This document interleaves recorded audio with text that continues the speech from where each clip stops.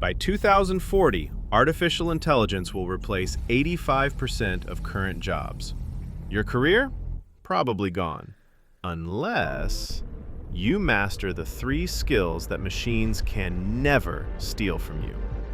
Stay with me, because what I'm about to show you might save your future. What's up, everyone? Today we're jumping 15 years into the future to meet 3 people who figured out the secret.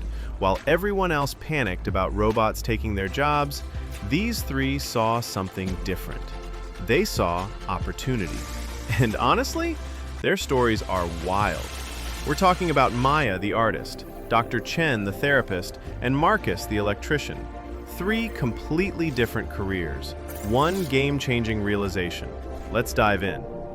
So picture this. It's 2040. Maya wakes up and checks her commission queue. 17 new requests overnight. But here's the thing. Every single client specifically requested human-made art only. Why? Because by 2040, AI can generate 1,000 paintings in the time it takes you to blink. Perfect lighting, perfect composition, perfect technique. But you know what it can't do? It can't capture what it feels like to lose someone you love. It can't understand why a childhood memory makes you cry 20 years later. Maya paints a portrait of an elderly woman holding her granddaughter's hand. The client cried when she saw it. Not because it was technically perfect, but because Maya understood grief, loss, hope. She spent an hour just talking to the client about her mother's story before even picking up a brush. The AI could have painted the same scene in 30 seconds, but it would have been empty, just another pretty picture. Maya's earnings? She's charging 10 times what artists made back in 2025. Why? Because human creativity isn't about making pretty things anymore. It's about channeling human experience into something that moves people. The machines can copy style. They can't copy soul. Quick question for you. When's the last time something AI generated made you genuinely emotional? Drop it in the comments. Now let's talk about Dr. Chen. He's a therapist. And in 2040, therapy bots are everywhere. Cheap, available 24/7, no judgment, perfect memory. These bots can diagnose depression with 99% accuracy. They can suggest evidence-based treatments. They can even adapt their communication style to match your personality. Sounds perfect, right? Wrong. Dr. Chen just finished a session with a teenager named Alex. Alex had been using a therapy bot for 6 months. The bot did everything right. Textbook interventions, perfect responses. But Alex still felt empty inside. Here's what the bot couldn't do.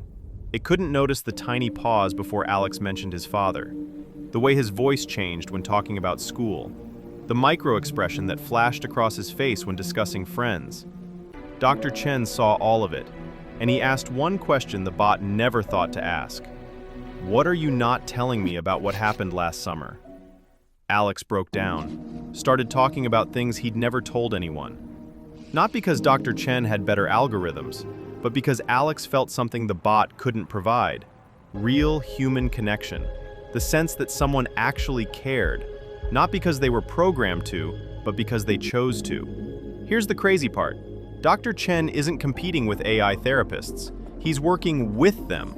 The bots handle screening, diagnosis, and basic cognitive behavioral therapy. Dr. Chen handles the complex human stuff, the ethical gray areas, the complicated family dynamics, the existential questions that don't have clean answers. And you know what his clients say? The bot helped my symptoms. Dr. Chen helped me understand my life. Big difference.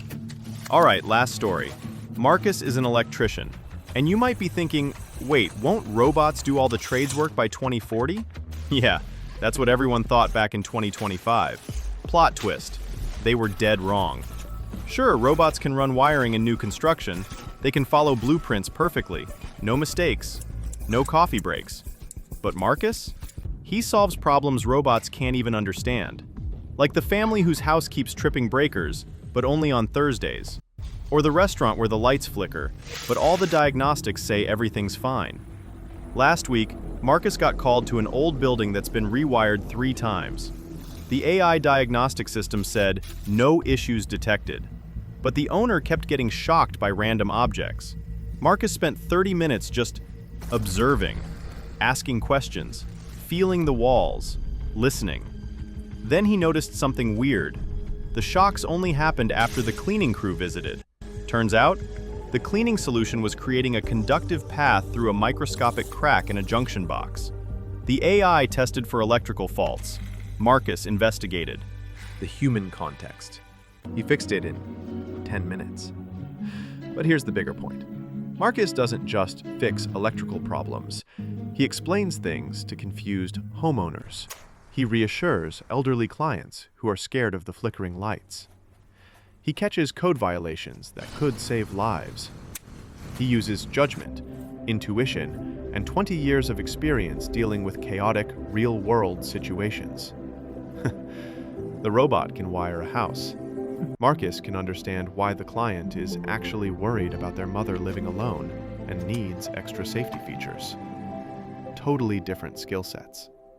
Okay, so what do these three people have in common?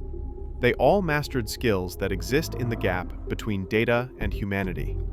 Let me break this down. First skill, genuine empathy, not simulated understanding, real emotional connection.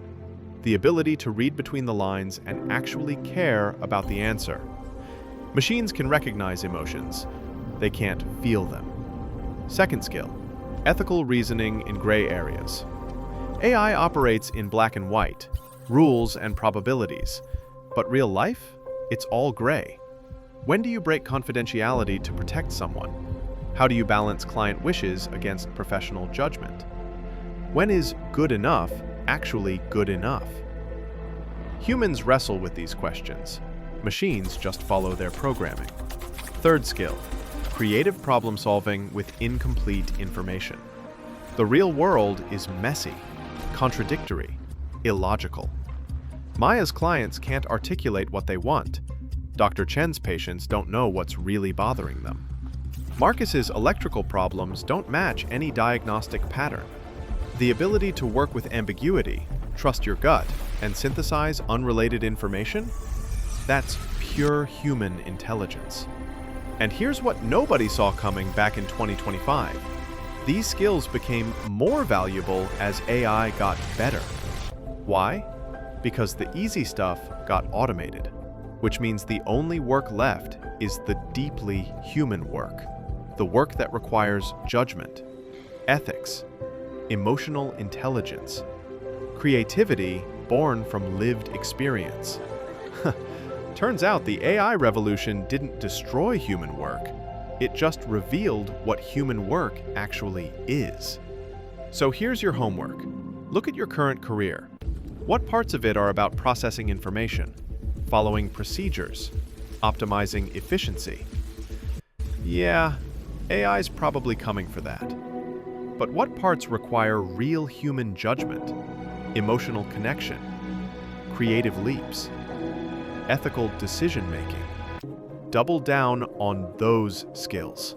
Maya didn't become a better painter by learning more techniques. She became more valuable by deepening her ability to translate human experience into art.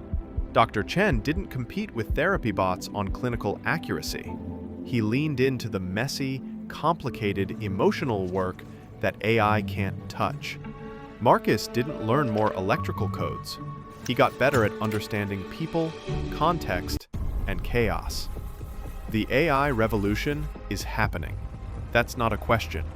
The question is, are you going to panic, or are you going to become more human? Because here's the secret they don't tell you. Being irreplaceable isn't about competing with machines. It's about being undeniably, authentically human in ways that matter. If this video opened your eyes to something new, smash that subscribe button. Drop a comment telling me which of these 3 skills you're going to focus on. And if you want more content about thriving in the age of AI, I've got a whole playlist linked below. Thanks for watching, everyone. Stay human, stay curious, and I'll see you in the next one.